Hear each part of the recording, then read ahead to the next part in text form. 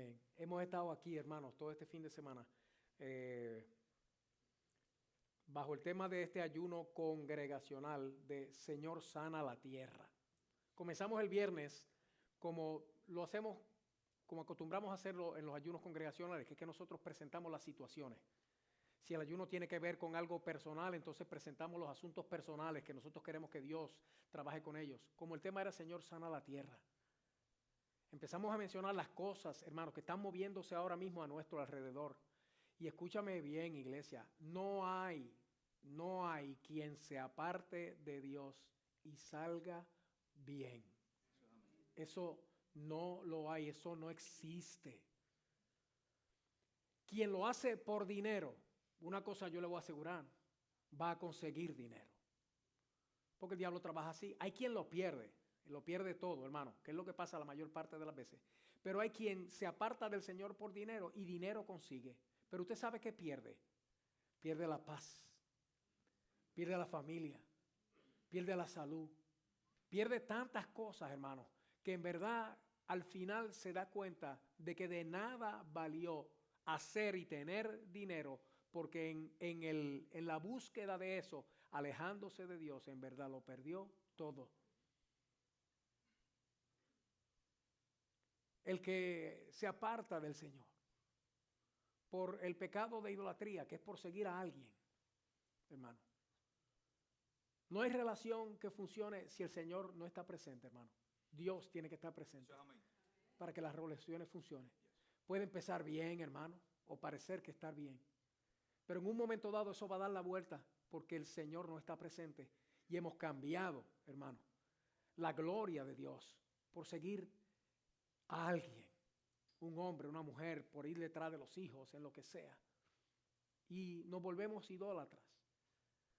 Asimismo, hermano, esta nación se ha apartado de Dios, se ha alejado de Dios, y ahora lo que prevalece, lo que abunda, y todos nosotros lo sabemos, y si usted no lo sabe, se va a enterar ahora, son estas cosas que están aquí. Cuando dice aquí LGBTQ, hermano, estamos hablando de todo ese basurero en cuanto a la identidad sexual de la gente, que lo que han hecho es indefinirla, no definirla, sino indefinirla. Porque para esto había una definición clara, hermano, establecida por el mismo Dios desde la creación del ser humano, que Dios hizo hombre y mujer. Entonces ahora se desdefinió la definición de estas cosas y eso va arropándolo todo, alcanzando ahora, hermano, hasta la niñez en sus edades tiernas, cosas que antes no ocurría. El niño, por lo regular, hermano, hasta que llega a la pubertad, o sea, cuando las hormonas se despiertan, 12, 13 años, es cuando empieza su interés, hermano, por las cosas o los asuntos sexuales, a menos que haya tenido una experiencia traumática sexual en su infancia. Pero si ha sido una infancia normal, no tiene que haber sido perfecta, normal, hermano. Es que los nenes andan con los nenes y las nenas andan con las nenas, y eso no tiene que ver con que sean lesbianas o homosexuales, hermano, eso es parte de la naturaleza, porque no se ha despertado en el ser humano el apetito sexual. Después de los 12, los 13, ya es otra cosa. Yo estaba jugando con carritos, hermano, hasta que Lina me sedujo. Sí. Entonces, cuando eso pasó, hermano, fue como que yo desperté, abrí los ojos a esa realidad, hermano, que es la relación de pareja. Pero hasta ese momento yo era totalmente inocente, hermano. Estamos hablando de la enfermedad porque obviamente, hermano, estamos rodeados. Llevamos 2 años ya en este asunto de la pandemia, que ya lo están llamando endemia, más por política que por otra cosa, entienda bien, hermano. Se le llama endemia ahora y vamos a ver dentro de poco unos cambios que van a surgir a nivel nacional, pero es todo por política, porque vienen los midterm elections y hay que convencer a alguna gente. La pérdida de libertad. Y eso lo estamos viendo precisamente donde se ha usado el asunto de la salud, hermano, para no convencer, sino coaccionar, obligar, doblarle el brazo a la gente, amenazándolos con que si no haces esto o no haces aquello, entonces vas a perder tu trabajo, vas a perder tu posición, vas a perder tu ingreso, vas a perder tu dinero. La cultura de cancelación, eso es algo que se está moviendo ahora, hermano, que si usted dice algo que a otro no le agrada y ese otro tiene el poder para cancelarlo, lo cancelan. Facebook, YouTube, Instagram, Twitter, etcétera, etcétera, etcétera. Entonces ahora solamente hay una narrativa en esos lugares donde se supone que es para que la gente se exprese libremente, no vulgarmente, pero libremente. A los terroristas los tienen ahí, hermano. A los terroristas. Hablando de que van a matar y que van a hacer y que van a deshacer. A los musulmanes los tienen ahí. Y toda clase de cosas y de basura, hermano, están en todos esos medios. Pero no se hable, hermano, de la fe cristiana. Que es que automáticamente usted es un ofensor y lo cancelan. A eso usted le puede añadir el asunto del aborto, hermanos, que está más grave que nunca. La lucha de poder, la guerra, que parece inminente, pero a la misma vez no lo parece. Que hoy dicen que va a ser mañana y entonces mañana dicen que va a ser pasado. Y lo que tienen es a uno, hermano, en un estado como expectativa, hermano, que no se sabe ni lo que hay. La pornografía. Claro, eso sabemos que es un problema menor, porque eso no afecta, en verdad, eso no afecta tanto a tanta gente.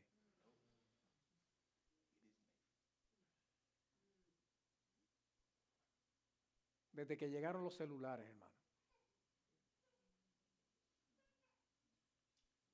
Y se los pusimos en las manos a nuestros niños. Sin que haya un control, hermano. Esto que antes era típico de los adultos, ahora ha alcanzado a todos. Y como el sistema escolar está proveyendo también para que a los niños se les despierte el morbo, un apetito sexual que no se supone que esté presente, porque han introducido la pornografía dentro del sistema escolar, hermano. Esto sí es una pandemia a nivel mundial. El crimen, sabemos que ha aumentado terriblemente. El asunto de la frontera, hermano, que si alguien piensa que las cosas están bien allí, está en el país de las crayolas, en el mundo de las crayolas. La inflación, que aquí a nadie le molesta que la gasolina esté al precio que esté y que los alimentos estén al precio que estén. Que ahora estamos casi como en Venezuela, que un hermano venezolano me dijo una vez que en Venezuela, si usted quería un huevo, tenía que ponerlo. Sí, porque no había. Y si había, no se podían comprar. Y todas estas cosas sabemos que están abarcando, hermano, el ambiente nacional. Los cristianos sabemos, hermano, que lo que está pasando es porque esta nación le ha dado la espalda a Dios y a los principios sobre los cuales ella fue fundada. Esta nación se fundó, hermano, bajo principios cristianos, basados en la palabra de Dios. Y a todo eso se le ha dado la espalda. Esto no ha reventado más, hermano, porque todavía en esta nación hay un pueblo que ama a Dios. Hay un pueblo que no ha doblado sus rodillas a Baal ni a otros dioses. Hay un pueblo que está orando, ayunando, intercediendo, rogando y pidiéndole a Dios por misericordia. Y oiga, la voz de ese pueblo es lo que ha sostenido y lo que ha detenido la mano de Dios de derramar sus juicios merecidos sobre nosotros. Pero surgió dentro de la lista el último principio, que es que estuvimos de acuerdo en que algo que hay en esta nación, hermano, incluyéndonos a nosotros, es una iglesia desprovista de amor. Pastor, pero acaba de alabar la iglesia, ahora le está tirando. No, mi hermano. Ahora me voy por la línea de mi hermano Juni.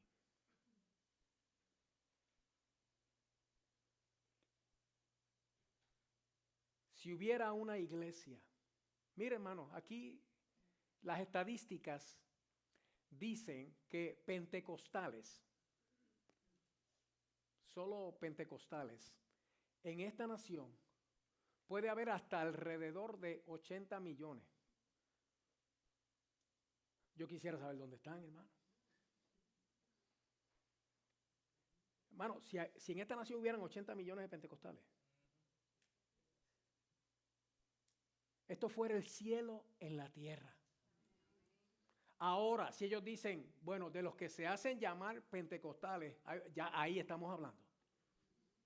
De los que dicen que son, ahí estamos hablando, hermano. Pero de decirlo, o los de que se hacen llamar, hacerlo, hermano, ya eso es otra cosa totalmente diferente. Porque si hubiera 80 millones con la experiencia de Pentecostés, hermano, viviendo lo que es andar en el poder del Espíritu Santo, esto fuera el cielo en la tierra. Ninguna de estas otras cosas estuvieran presentes o fueran mínimas. Y entonces tenemos que estar de acuerdo en una cosa, hermano, que quizá nosotros, la iglesia, seamos la razón principal por la cual la nación está como está.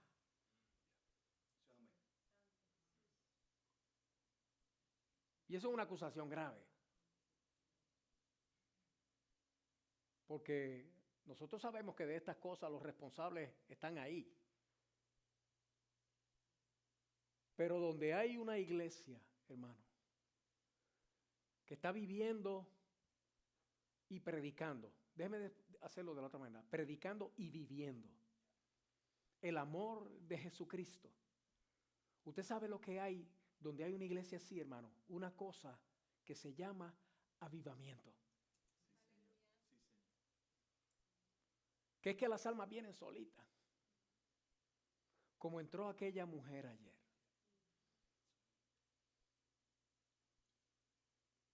Era un grupo de mujeres, hermano. Van para Alcohólicos Anónimos. Y por accidente, una de ellas entró aquí. Sería por accidente, hermano. Mire, hermano, Dios secuestra a la gente. Dios los trae donde está su presencia, hermano. Y esa mujer entró. Y cuando se le hizo el ofrecimiento para recibir la oración, ella dijo que sí, hermano, inmediatamente. Y cuando Nancy oraba por ella, esa mujer lloraba. ¡Wow! Pero escucharla decir, ustedes no saben la falta que me hacía esto. Esa se sentó allí, hermano, en la reunión. Pero usted puede estar seguro que la mente y el corazón de ella estaban en el cielo, hermano. Porque lo que ella necesitaba lo consiguió antes de llegar a donde no lo podía conseguir. En el amor de Cristo derramado en su pueblo. Y ese amor, entonces, dice la Escritura, que nos constriñe. Ese amor es el que nos impulsa a nosotros. Pero si la iglesia está desprovista de amor, hermano, entonces usted sabe qué va a pasar. Que nosotros nos vamos a conformar con lo que hemos sido hasta ahora y con lo que hemos hecho hasta ahora, como si fuéramos o hayamos hecho la gran cosa.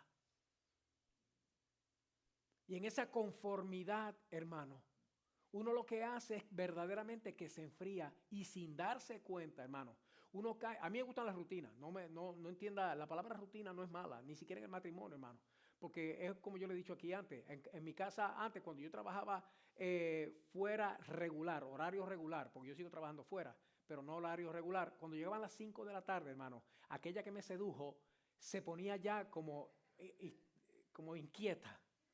Durante el día ella no me echaba de menos. Qué bueno que no está aquí, porque mira que es imprudente. ¿Ves? Pero llegaban las 5 y el imprudente ya le hacía falta. Yo decía, no, es que necesito que me tire algo, o sea, que me inquiete. Sí. Entonces, esa clase de rutina es buena. Y en la iglesia también, hermano. Venir a los servicios. Y cuando usted llega por aquí, empezar a adorar desde que entra por el portón, hermano. Y eso parece que son cosas de hábito, que uno las hace ya porque uno está acostumbrado a hacer eso, hermano. Pero no, escucha bien, iglesia, que tú estás siguiendo la instrucción de Dios para alcanzar la presencia del Señor, que te va a alcanzar a ti cuando tú entras en esa actitud de adoración al santuario. Y tú estás haciendo lo mismo que estás haciendo todos los días. Y es como Joseph decía, yo me veo en el espejo y lo que veo es lo mismo, pero Dios está haciendo algo conmigo que yo no veo. Lo está haciendo.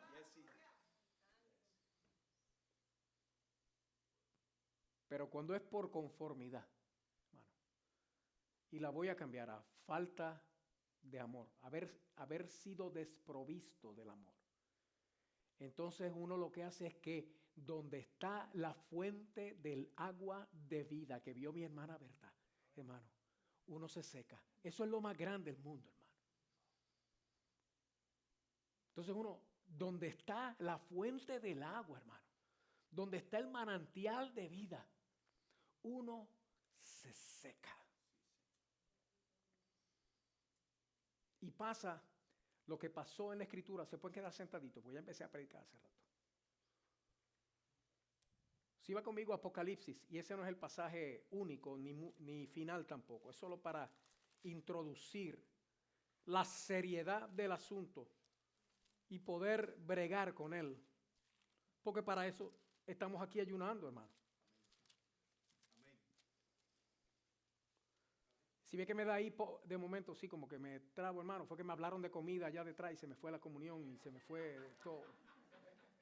Sí, yo estaba bien, hermano, yo no siento hambre, en los ayunos yo no siento hambre, pero entonces me dijeron el menú completo y hasta ahí llegó la cosa.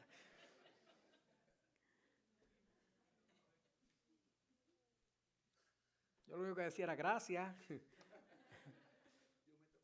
Capítulo 2 del libro de Apocalipsis, hermano. Si está conmigo, oiga bien. Escribe al ángel de la iglesia en Éfeso.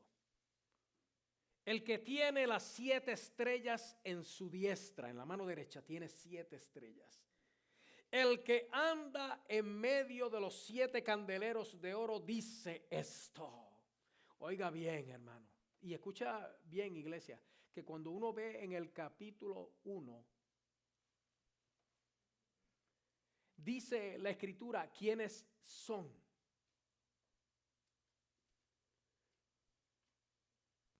Porque las 7 estrellas que están en su mano derecha, hermano, dice que son los ángeles de las iglesias. Y los candeleros son las iglesias. El mensaje era para el pueblo de Dios, hermano. Y ese que está ahí presente, que dice que tiene a los pastores en su mano derecha, y que está en medio de su iglesia, hermano, dijo así: yo conozco tus obras y tu arduo trabajo y paciencia, que no puedes soportar a los malos y has probado a los que se dicen ser apóstoles y no lo son y los has hallado mentirosos. Dice, wow, tú trabajas mucho y tienes paciencia. Y cuando tú ves a un engañador, a un tramposo, a uno malo, tú has podido, y que se hacen pasar por apóstoles, por testigos, por siervos de Dios, por ministros. Dice, tú has podido probar que no lo son, que son mentirosos. Y has sufrido, y has tenido paciencia, y has trabajado arduamente. Pero oiga la frase que dice ahí, has trabajado arduamente. ¿Por qué? Por amor de mi nombre, y no has desmayado. Esto es asombroso, hermano. Pero tengo contra ti. Pero tengo contra ti que has trabajado arduamente por amor de mi nombre. Tengo contra ti que has dejado tu primer amor.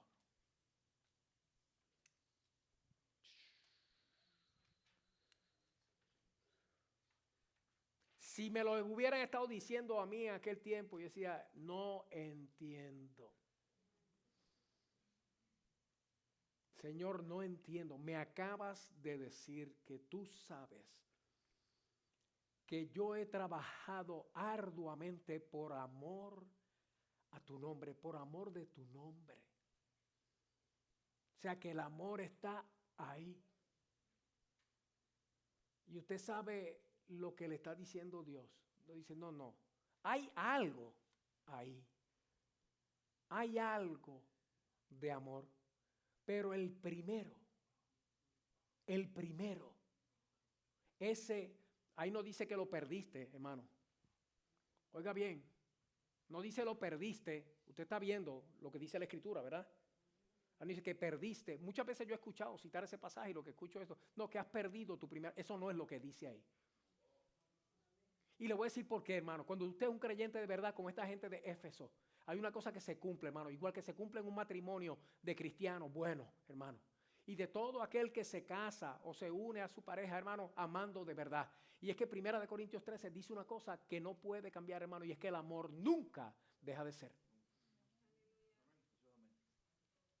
Por eso no dice ahí, hablándole a la iglesia de Éfeso, no dice tú has perdido tu primer amor.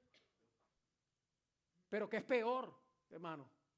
Porque lo que le dice el Señor es, lo dejaste. No fue que se perdió, no fue que se acabó, no fue que se me fue.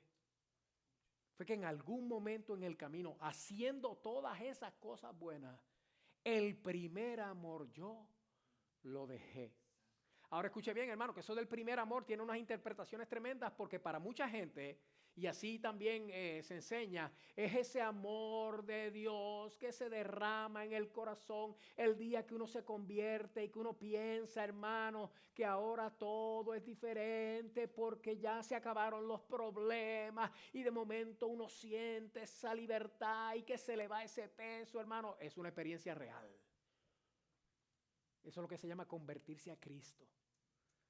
Eso es lo que se llama, hermano, cuando el Señor quita la carga del pecado de sobre uno y usted se siente que de verdad usted es ahora otra persona y la experiencia es real.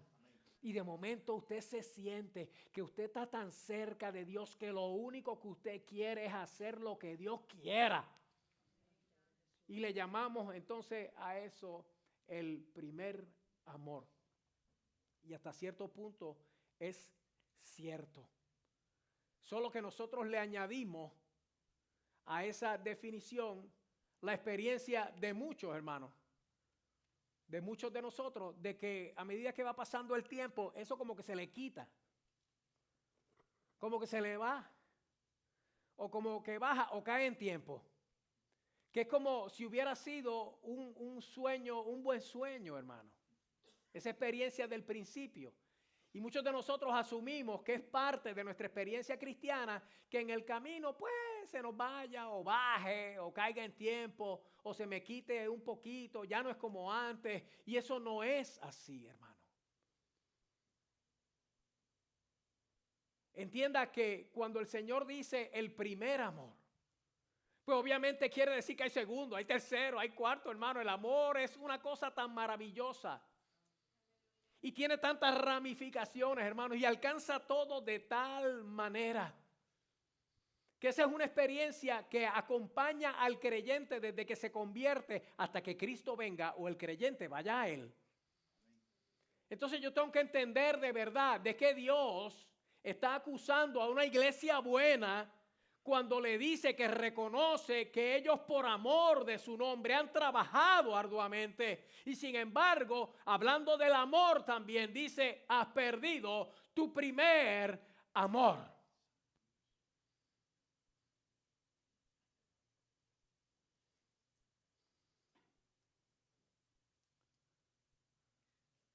¿Cuál es el primer y más grande mandamiento?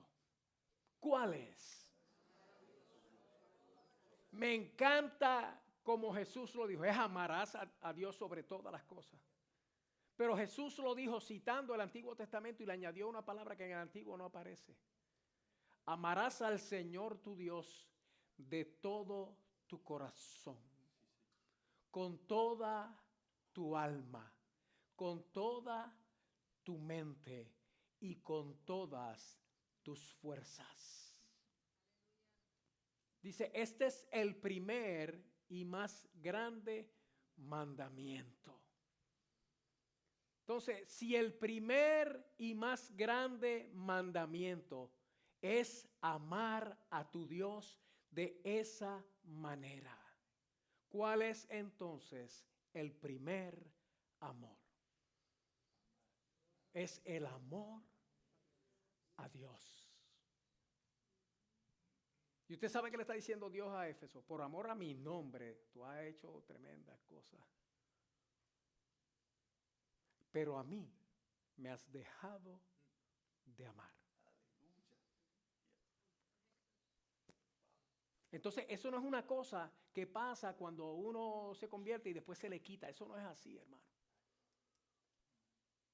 Porque en su palabra el Señor dice claramente que esto es algo que uno deja. ¿Y por qué lo deja uno, hermano? ¿Por qué deja uno ese amor a Dios? Y eso es fácil, hermano. Nosotros lo sabemos. ¿Cuántos de nosotros hemos dejado el amor a Dios? Déjenme ponerlo de otra manera. El amor a Dios, a lo de Dios, a las cosas de Dios, a la casa de Dios. al servicio a Dios. ¿Cuántos de nosotros hemos dejado estas cosas porque ahora hay otras cosas que son más importantes? Hay otras cosas que me toman el tiempo. Entonces, todas estas cosas nosotros las podemos justificar de alguna manera, hermano, porque por ejemplo aquí todo el mundo tiene que trabajar. Y en esta nación, si usted no trabaja duro, el sistema se lo traga entero, a menos que viva del mantenimiento público. Que eso también es un negocio, hermano. Todo el mundo tiene que trabajar, porque todo el mundo quiere tener cosas. Y de momento las cosas tomaron el lugar también de prioridad, hermano, que demandan de nosotros. No, es que yo no puedo, esa grama, no. Yo sé que estamos en ayuno este fin de semana, pero esa grama yo la tengo que cortar el sábado, porque es que yo no tengo otro break para hacerlo durante la semana. Entonces yo lo que voy a hacer es que voy el viernes, entonces, y si no le gusta lo que estoy diciendo, bájalo con alabanza. Sí, yo voy a ir el viernes por la noche, voy a hacer acto de presencia y que el pastor me vea allí, pero el sábado es del patio. No, lo dije mal, de la yarda. Ajá. Sábado de la yarda.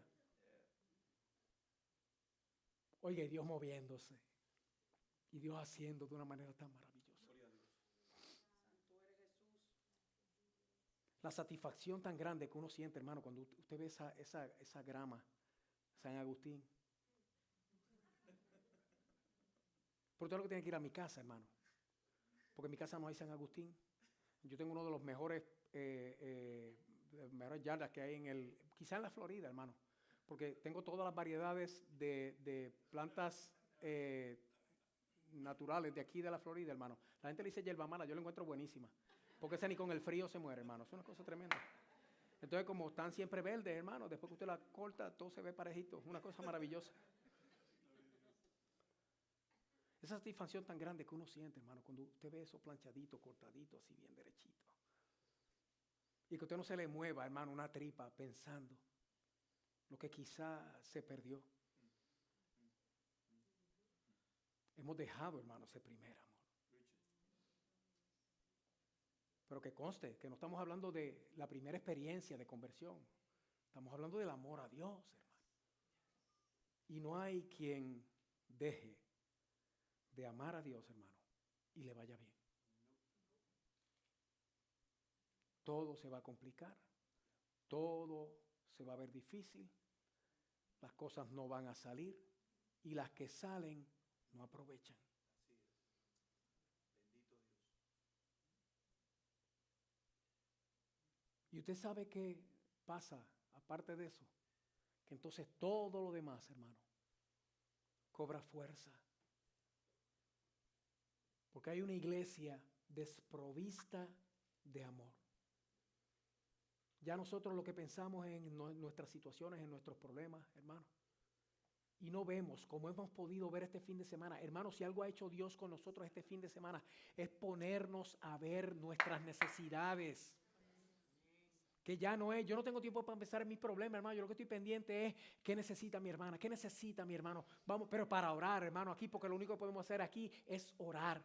Y usted sabe lo que es ver a Dios obrar en el corazón, en la mente, en la vida de una persona, solamente porque estamos aquí en la presencia del Señor orando, hermano. Gloria a Dios.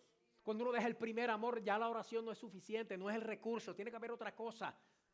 Yo creo, hermano, no mira que sí, entonces uno quiere ayudar a Dios, hermano. Porque Él no avanza a hacer lo que yo quiero.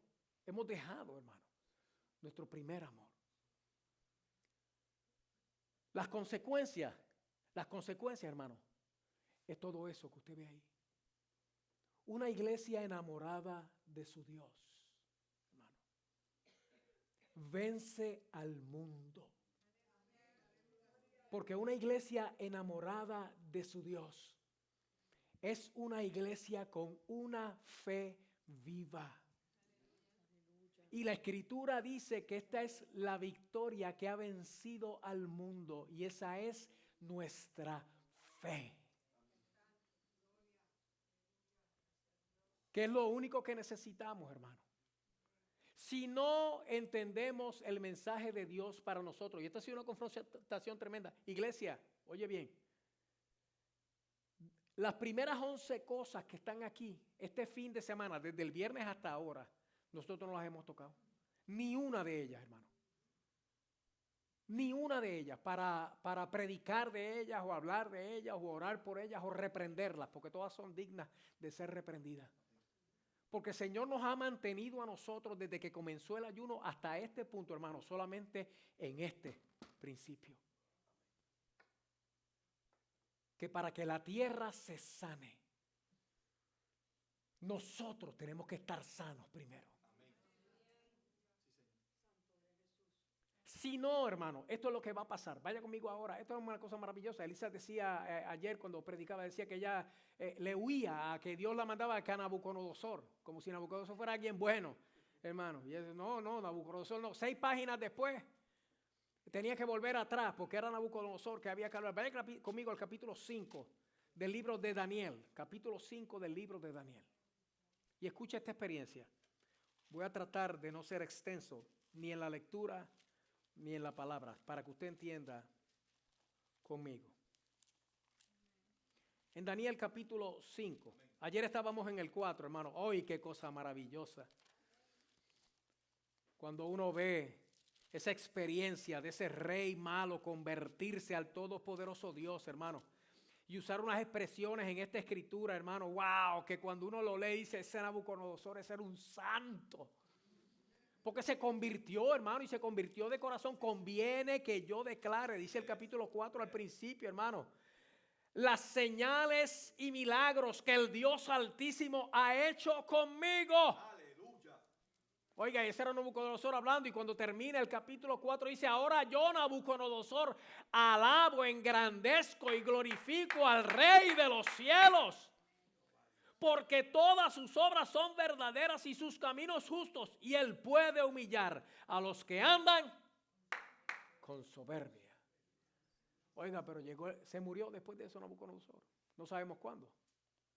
Porque la narración, la historia comienza entonces, hermano, en otro periodo del imperio babilónico, y es cuando Belsasar, que dice la escritura, hablando de él en el verso 2, vaya conmigo al verso 1. Amén. Capítulo 5, verso 1. El rey Belsasar hizo un gran banquete a 1000 de sus príncipes, y en presencia de los 1000, ¿qué hacía? Bebía vino. Ok, cuando dice 1000 de sus príncipes, es de sus principales. Debe hacer una pregunta. Daniel, ¿sería uno de sus principales, hermano? Sí, Daniel era uno de sus principales. De hecho, él era un príncipe entre los principales. Pero una cosa yo le puedo asegurar, hermano, y la misma historia nos lo deja ver. En esa celebración Daniel no estaba. Una de las cosas que nos aleja a nosotros de Dios, hermano, es que a nosotros no nos cuesta nada. Iglesia, ay, Juni, ¿por qué tú fuiste que empezaste con este asunto? Que a nosotros no nos cuesta nada, hermano, dejar de venir al santuario o ausentarnos por la razón que sea. Y créame que yo creo en las vacaciones, hermano. Y yo creo que los hermanos tienen que tomar días libres. Nosotros mismos, Elina y yo se los recomendamos, hermano. Y hasta le decimos a dónde pueden ir para que se vayan. Sí, váyanse. Entonces, a lo mejor cuando regresen vienen con la cara más corta. Porque lo que andan es con la cara larga, hermano. Ellos se miran mal entre ellos mismos y miran mal a todo el mundo también. Mijo, ustedes lo que necesitan son vacaciones. Tómense un descanso por allá y cuando vengan vienen renovados. Y váyanse a este sitio que lo van a pasar bien. Nosotros creemos en eso, hermano. Pero usted sabe cuándo nosotros creemos en eso, hermano. Cuando es pertinente y necesario. Cuando es saludable y beneficioso. Pero si tú lo que estás viviendo es una crisis, nada que tú busques afuera te va a aliviar. Nada que tú trates de usar para, ¿cómo te digo?, suplantar lo que Dios quiere y puede hacer contigo, te va a servir de nada. Y no nos cuesta nada entonces buscar afuera, hermano, lo que a nuestro parecer no encontramos adentro. Porque yo vengo a ayuno y no siento nada. Oye, ya te dije que vas a sentir. ¿Y qué es lo que vas a sentir cuando venga a ayunar, hermano? Todo el mundo, ¿qué va a sentir? Hambre. Ya te dije, estás sintiendo ya.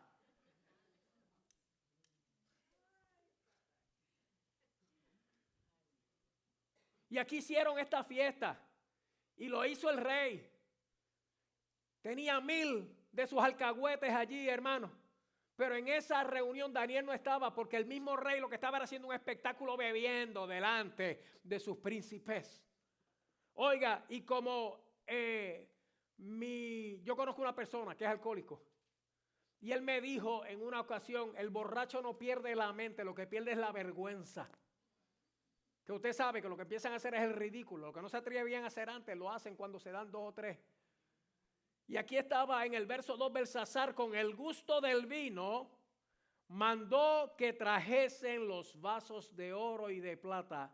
Oiga bien, iglesia, que Nabucodonosor su padre había traído del templo de Jerusalén, para que bebiesen en ellos el rey y sus grandes, sus mujeres y sus concubinas. Y los trajeron, hermano. Déjeme decirle algo. Todos los utensilios que había en el templo de Dios en Jerusalén, todo eso cuando los fabricaron, cuando los hicieron por mandato divino y luego fueron consagrados. Lo de Dios es para que se use para Dios. Tus talentos, tus habilidades, tus destrezas, tus capacidades, tus dones, no son para usarlos en lo profano, es para que lo uses en lo santo. Es en lo santo. Porque tú has sido consagrado para Dios desde el día que te convertiste. Y aquí tenemos iba a decir hijo del diablo, pero no lo voy a decir. Estaba bebiendo con toda esa gente y sus mujeres y su concubina. Oiga, hermano, usando los vasos sagrados del templo de Dios. Dice el verso 5, en aquella misma hora. La cosa con este rey fue que hizo algo. Cuando Nabucodonosor tomó los vasos, después de destruir el templo de Jerusalén y los llevó a su tierra, ¿usted sabe dónde los puso? En el templo de su Dios. Porque en su ignorancia, él entendía, oiga esto, hermano, que esas cosas eran cosas santas del Dios de aquel pueblo. Y no tenían su lugar ni aún en el palacio del rey, y en el templo de su Dios, allí los puso y allí se quedaron. Hasta que este ignorante, que dice aquí Nabucodonosor su padre, pero en verdad era el nieto, porque es la costumbre que hay en el oriente hasta el día de hoy, de llamar padre a cualquiera que sea de la descendencia de uno. Por ejemplo, a Jesús en un momento dado, cuando uno de los ciegos gritaba, decía: Jesús, hijo de David, ten misericordia de mí. Y Jesús no era hijo de David. Él no nació de David. Pero le llama hijo de David. David había vivido, porque es la costumbre. Este era nieto de Nabucodonosor. Este ignorante manda a sacar del templo los vasos sagrados del Dios del cielo y se pone a beber con él. Y en aquella misma hora, verso 5, ¿está conmigo ahí? Aparecieron los dedos de una mano de hombre que escribía delante del candelero sobre lo encalado de la pared del palacio real, y el rey veía la mano que escribía. Entonces el rey palideció, sus pensamientos lo turbaron y se debilitaron sus lomos, la cintura se le aflojó y sus rodillas daban la una contra la otra. Oiga, a cualquiera le entra la temblequera, mano. El rey gritó en alta voz que hiciesen venir magos, caldeos y adivinos, y dije: el rey a los sabios de Babilonia, cualquiera que lea esta escritura y me muestre su interpretación, será vestido de púrpura y un collar de oro llevará en su cuello, y será el tercer señor en el reino. Esa es la clave, hermano. Por eso era que Belsasar era el segundo, Nabonido, su padre, era el primero, pero estaba peleando en otro lado. Él se quedó a cargo, Belsasar. Oye bien, iglesia.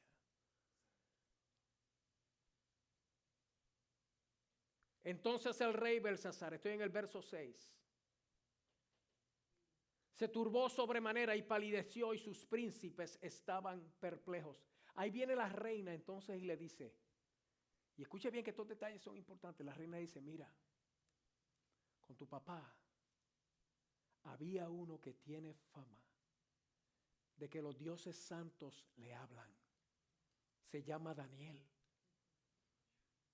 Ninguno de tus alcahuetes te ha podido dar la interpretación de la escritura en la pared. Pero a ese sí Dios le habla. Hazlo traer. E hicieron traer a Daniel, hermano. Oye bien, iglesia. Porque la confrontación de Daniel a Belsasar, tomando en cuenta que era, piense por un momento, primero que es el rey, lo otro es que está medio borracho, aunque yo creo que del susto, hermano, se le fue la juma. Se le fue. Ese quedó como nuevecito. Y Daniel lo enfrenta, hermano, sin ningún temor y le dice, esta es tu condición. Y atiende bien, iglesia. Verso 18. El Altísimo Dios, oh Rey, dio a Nabucodonosor tu padre el reino y la grandeza, la gloria y la majestad. Y por la grandeza que le dio, todos los pueblos, naciones y lenguas temblaban y temían delante de él, de Nabucodonosor. A quien quería mataba y a quien quería daba vida. Engrandecía a quien quería y a quien quería humillaba. Mas cuando su corazón se ensoberbeció y su espíritu, oiga esto, se endureció en su orgullo, fue depuesto del trono de su reino y despojado de su gloria. Y fue echado entre los hijos de los hombres y su mente se hizo semejante a la de las bestias y con los asnos monteses fue su morada. Hierba le hicieron comer como a buey y su cuerpo fue mojado con el rocío del cielo hasta que reconoció que el Altísimo Dios tiene dominio sobre el reino de los hombres y que pone sobre él al que le place. Ese que tiene el dominio sobre el reino de los hombres y pone sobre él al que le place. Ese es el Dios de quien nosotros somos y al que nosotros servimos. Ese es el Dios que se merece, hermano, que nosotros le amemos con el primer amor, que es su amor. Esto es lo grande, porque ¿qué tiene que ver Belsasar con nosotros los cristianos? Oye bien, iglesia. 22, este es el asunto. Y tú, su hijo Belsasar, no has humillado tu corazón. Y esto es lo que quiero que entienda, hermano. Sabiendo estas cosas.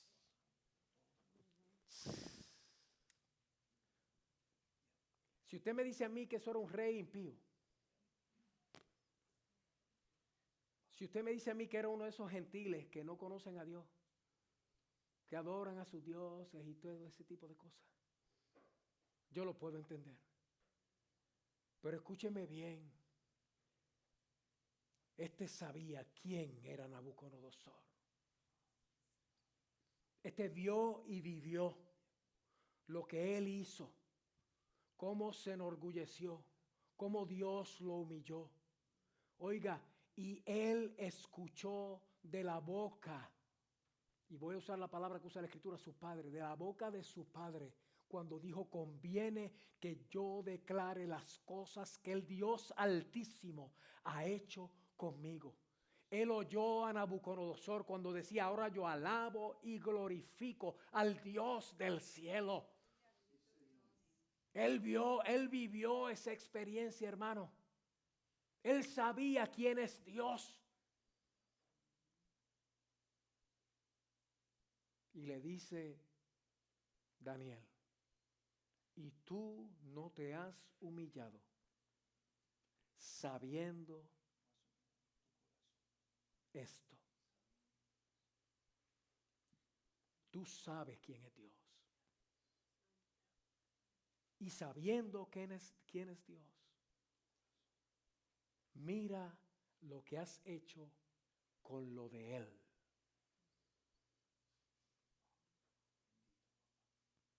No, es que yo estaba medio borracho. Ajá. Ahora digo yo como el que me enseñó eso. El borracho no pierde la mente. Lo que pierde es la vergüenza. Y él queriendo entretener con sus ridiculeces a esa bola de impíos que estaban con él. Se atrevió, hermano, tomar lo santo de Dios para usarlo para su porquería. Y tú no has humillado tu corazón sabiendo esto. ¿Habrá alguno de nosotros aquí que no sepa lo que hay que hacer? ¿Habrá alguno de nosotros aquí que de verdad tenga una excusa válida, razonable? ¿Habrá alguno de nosotros aquí que pueda justificar delante de Dios nuestra falta de, y llene el blanco con la palabra que usted quiera? Falta de amor, falta de cuidado, falta de atención a lo de Dios. ¿Habrá alguno de nosotros que pueda justificar que tu tiempo, tu talento, tu tesoro se están malgastando en lo que no es de Dios cuando tú sabes? Habrá alguno de nosotros, hermano. Porque yo creo que ahora mismo Dios, nosotros hablando de estas cosas, lo que trae es convicción a nuestra mente, a nuestro corazón, a nuestra conciencia, hermano. De que en verdad delante del Señor ahora mismo, hermano, nosotros estamos desnuditos y no tenemos ni una excusa. Entonces, a mí me convenía hoy, hermano, después de un ayuno como el que hemos tenido, traer algo más, wow, emocionante, bonito, lo que fuera. Pero tú sabes qué, iglesia, ahora digo yo como dice hermana Berta, es que el Señor está limpiando. Que ella estaba parada allí, hermano, y ella veía como un humo negro que salía. Y a la misma vez entendía, Dios está limpiando su iglesia. Y como Dios nos limpia, hermano, es de esta manera, precisamente de esta manera. Porque usted cree que Dios le dijo a los de Éfeso, pero tengo contra ti. Le dijo todo lo bueno que están haciendo. Muchachos, ustedes son tremendos. Wow, una cosa preciosa, pero tengo contra ti. O sea, todo aquello está bien, pero esto lo está haciendo mal. Y esto es peor que haber violado todo lo demás. Porque nosotros sabemos, hermano, ninguno de nosotros tiene excusa. El que menos ha escuchado aquí, por lo menos me ha escuchado a mí. Entonces menos excusa tiene, porque como yo no me mido, hermano.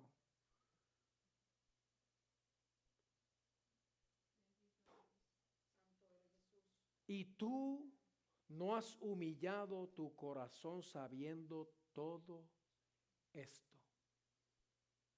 Tú lo sabes. Y con todo y eso no te has humillado. ¿Usted sabe cuál era el tema de este ayuno, hermano? Si se humillare mi pueblo. Que tampoco pasamos de ahí, hermano. Ahí se fue todo el ayuno. Todo el ayuno. Y entre nosotros mismos había, en la administración se oía. O sea, ¿cuánto llevamos humillándonos? ¿Cuánto llevamos convirtiéndonos, hermano?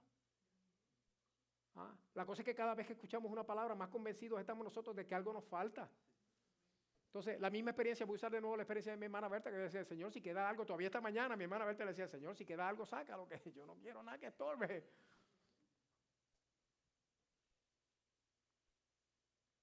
Porque ¿sabe cuál es el problema, hermano? Este es el problema.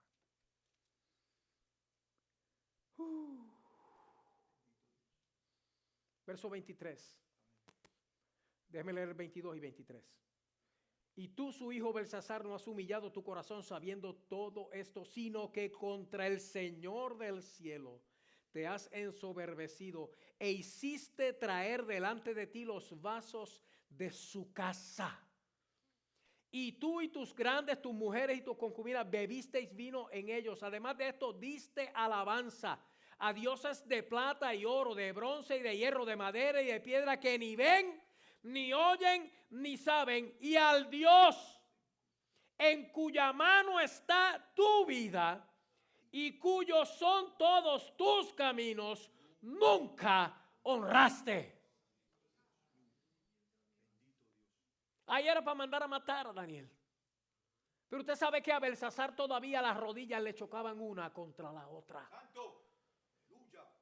Entonces de su presencia fue enviada la mano que trazó esta escritura. Y la escritura que trazó es Mene, Mene, Tekel, Uparsin.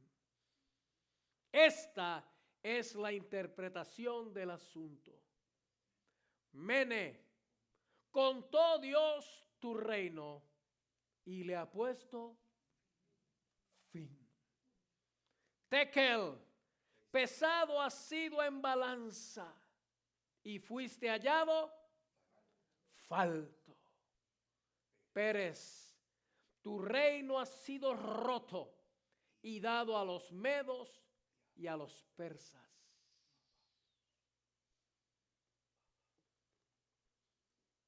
Mire, hermano, lo hermoso de la Escritura es que nos avisa. O sea, si nosotros sabiendo lo que sabemos, hermano, no hemos humillado nuestro corazón, tenemos una oportunidad que Belsasar no tuvo. Porque ahora nosotros sabemos lo que fue la causa de su ruina. De hecho, hermano, esa misma noche murió y murió violentamente. Y ahora nosotros sabemos aquí, porque es que nosotros sabemos todo. Aquí nosotros sabemos lo que hay que hacer, cómo hacerlo, cuándo hacerlo y dónde hacerlo. Ninguno de nosotros tiene excusa. Entonces, ¿qué es lo que nos falta, hermano? Hacerlo. Porque si no, y Dios cuenta, si Él le da con contar nuestro rendimiento, en inglés le dicen performance, si a Dios le diera con contar el suyo, su performance, su rendimiento como cristiano,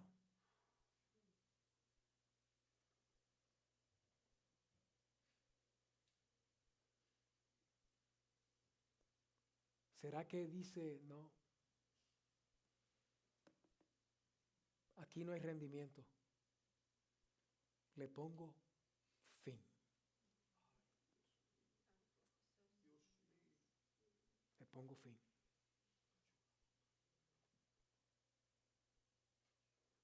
Si Dios nos pesara en su balanza, la de Él, no la mía, yo estoy bien, muchacho, yo valgo lo que peso en oro. Eso no lo decides tú, ni es tu balanza la que cuenta, es la de Dios. Y si Él nos pesara ahora, hermano, ¿nos hallaría perfectos o faltos?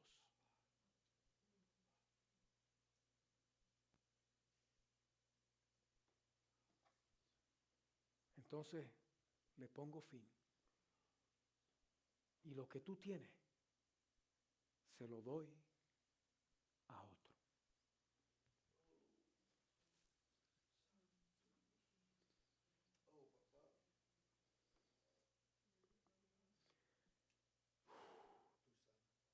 En el verso 29 dice que Belsasar hizo vestir a Daniel de púrpura, le puso el collar que había prometido de oro, proclamó que era el tercer señor del reino. Verso 30, la misma noche fue muerto Belsasar, rey de los caldeos. Y Darío de Media tomó el reino siendo de 62 años. Esa misma noche, el que conocía todo lo que Dios había hecho, el que sabía de quién eran aquellos vasos sagrados, el que vivió la experiencia de ver la transformación de Nabucodonosor de ser quien era a convertirse en un verdadero siervo de Dios. Y no humilló su corazón sabiendo todo esto. Esa misma noche murió. Lo mataron.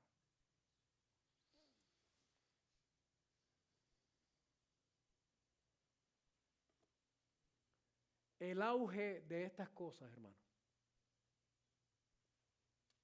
Ya tratamos el asunto nuestro. Por esto, porque estamos como estamos, la tierra está como está. Si nosotros no cambiamos, la tierra no va a cambiar.